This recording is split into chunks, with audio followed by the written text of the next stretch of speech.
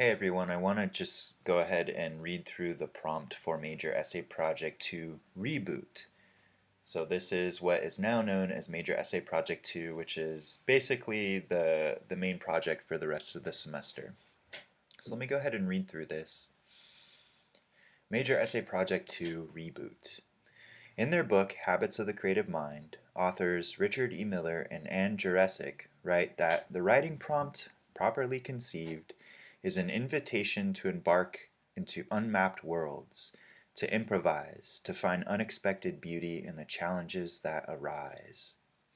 In our final essay project of the semester, we are challenged to write a research-based essay of 8 to 10 pages, approximately 2,000 words, more than 2,000 words, that explores a particular aspect of a topic that genuinely interests us. So I want to pause here for a second. This is really important that it is a topic that truly interests you. Don't choose something because you think it's going to be easy or you think that it's something I want you to write about. That's going to have the reverse effect. It's usually going to end up being much more difficult for you if it's something you're not interested in. So please choose something that you really care about. You really want to research it. You want to write about it. You want to spend the next weeks of the semester delving into this topic. So let me continue here.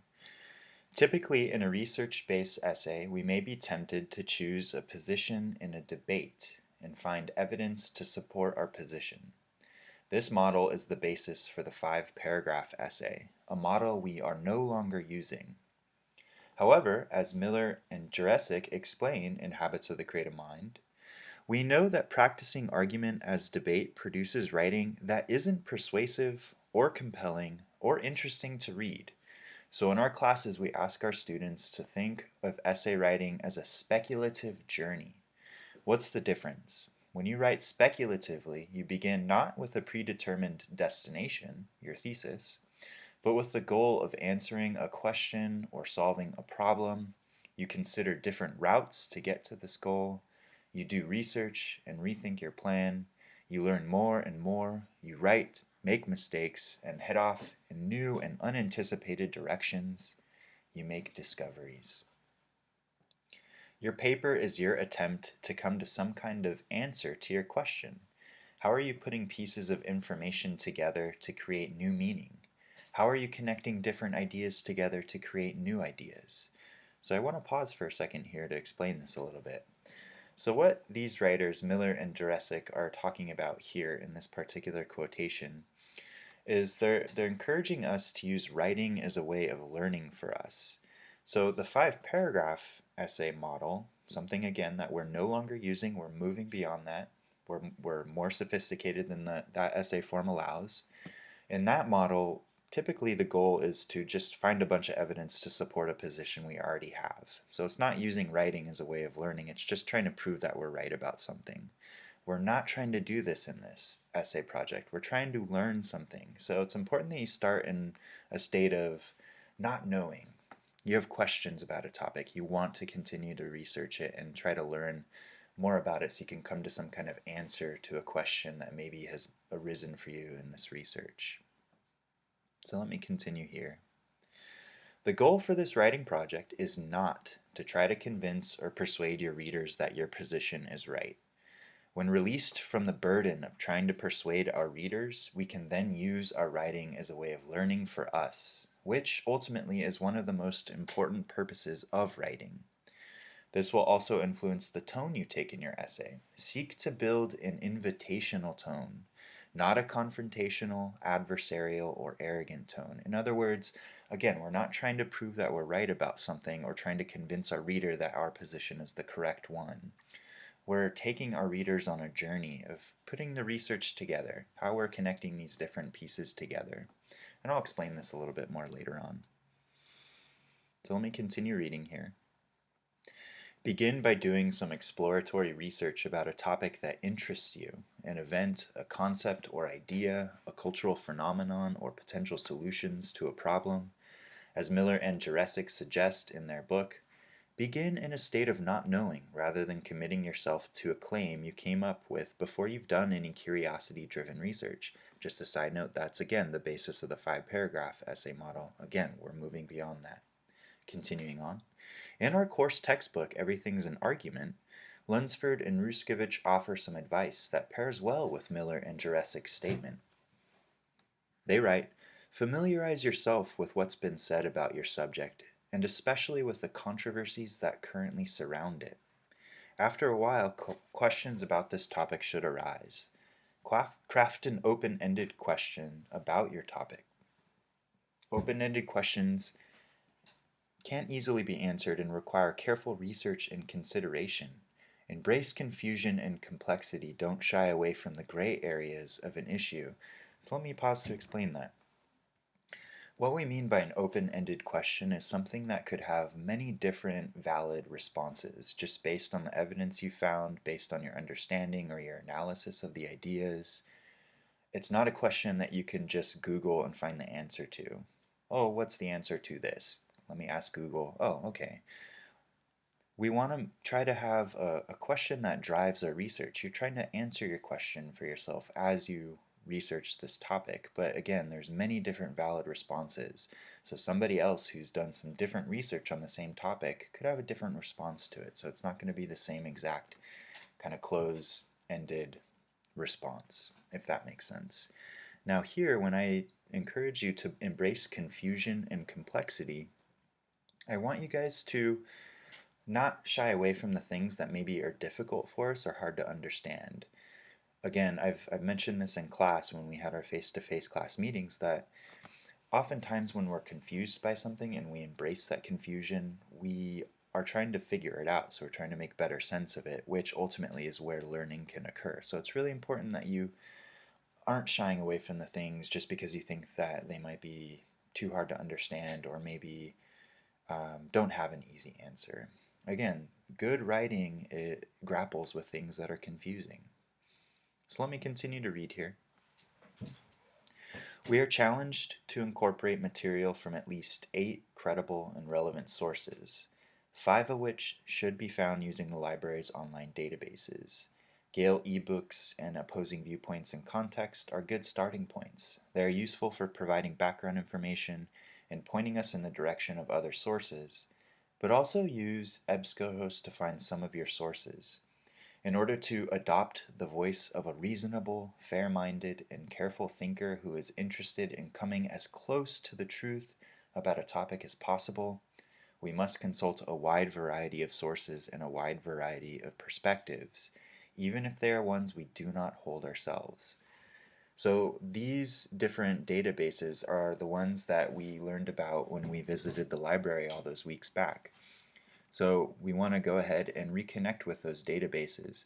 Now in the module for this particular week, I've included a link to the library's homepage. So if you haven't visited the library's homepage since we've moved to this online format, you're going to want to do so because it looks a little different, but you can still have access to all those different databases that we were introduced to in our library session. So it's important that we're using those to find the bulk of our research. So you can have some sources that you find just online, but make sure that they're credible. So not just some random YouTube video or somebody's blog who doesn't have any authority or credentials. Remember, this is where ethos comes into play. But 5 of the sources must come from the online databases. Now you can use the different databases. They don't need to all come from the same one, but they should come from those different databases available in the library. So let me continue reading here. Before committing to a topic, think about your own interests in the world. What are your career goals? What are your hobbies? What sparks your curiosity and imagination? Topics that we have a personal stake in tend to be more interesting to research and write about, and consequently, more interesting for our audience to read about. As Lunsford and Ruskevich write, look for an issue that intrigues you, one you want to learn about. One of the hardest parts of producing an academic argument is finding a topic narrow enough to be manageable in the time you have to work on it, but also rich enough to sustain your interest over the same period. Rather than researching the topic generally, however, try to find a specific conflict, issue, or question within this topic. We want to be as narrow and specific as we can for such a short paper. Now, I'm not being ironic or funny or humorous here. In the reality, this is a pretty short paper. It's not super short, but it's not yeah, it's not that long of a paper. 8 to 10 pages, not that long. So that's why it's important that when you are researching a topic you genuinely, truly, authentically care about, because that's going to help make this more interesting for you. It's going to help you manage this project a little bit better because, again, it's something you want to learn about, something that you want to research and connect together, but also something that's specific enough that has enough information to figure out that can sustain your interest over the next few weeks of the semester, but also in the 8 to 10 pages of actually writing it. So it's important that's a topic that you genuinely care about. So let me go ahead and continue on here. If your topic is a controversial one, simply meaning that there are multiple perspectives surrounding a single issue, then seek to write a Rogerian argument. As Lunsford and Ruskovich point out, a Rogerian argument approaches audiences in non-threatening ways, finding common ground and establishing trust among those who disagree about issues. To build this trust, it is important to fully, fairly, and even sympathetically state the opposition's position.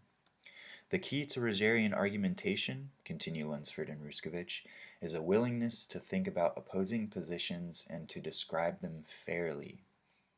Approaching an argument in this fashion enables the writer to seek an understanding of ideas before casting judgment on them.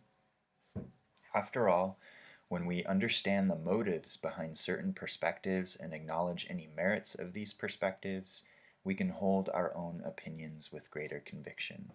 So I want to go ahead and just comment on this a little bit. So when I say controversial, I don't mean that it's something that's very fraught or emotional, or there are a lot of different angry voices involved that are yelling with one another, or being hateful or hurtful. That's not what I mean. I just mean it's something that has many different perspectives. So I'm going to go back to our favorite topic, pineapple on pizza. That's a controversial issue, isn't it? Some people like it wholeheartedly, others do not wholeheartedly. Some are indifferent. Some it's contextual. Maybe some days they like it, some days they don't. We don't need to kill one another over it, but it is controversial in the sense that many people have different perspectives surrounding it. So that's what we mean by that. But when we do write a Rogerian argument, and this is what we were attempting to do in our last version of this, but we kind of moved on, it's just important to state the opposition fairly. So you're not casting judgment on the opposition. You're just saying, here's what this side thinks and why they think it. Here's what I think and why I think it. So let me go ahead and continue on. Note, there are certain topics that we may not write about. Not because they are unimportant issues, but because they tend to lead us into dogmatic or ideological corners that are hard to get out of. These topics include abortion, gun control, the death penalty, the benefits or disadvantages of immigration, and the existence of a God or afterlife, among a few others. The arguments for these issues tend to be repetitive. If you have a particular angle regarding one of these topics that you think will lead you into new territory, let's talk about it first. All topics should be approved before you begin the composition of your essay. So what I mean by this, again, I'm not suggesting that these are unimportant issues by a long shot. Of course they're very important issues, and that's one of the reasons why we've continued to debate these different topics over and over and over and over and over and over and over and over and over and over and over and over and over and over and over again, without really getting that far. So that's why I want you guys to avoid these topics. Again, not because they're not important, not because we shouldn't care about them, just because they tend to lead us into corners that are really hard to get out of. And so I want us to try a different type of topic.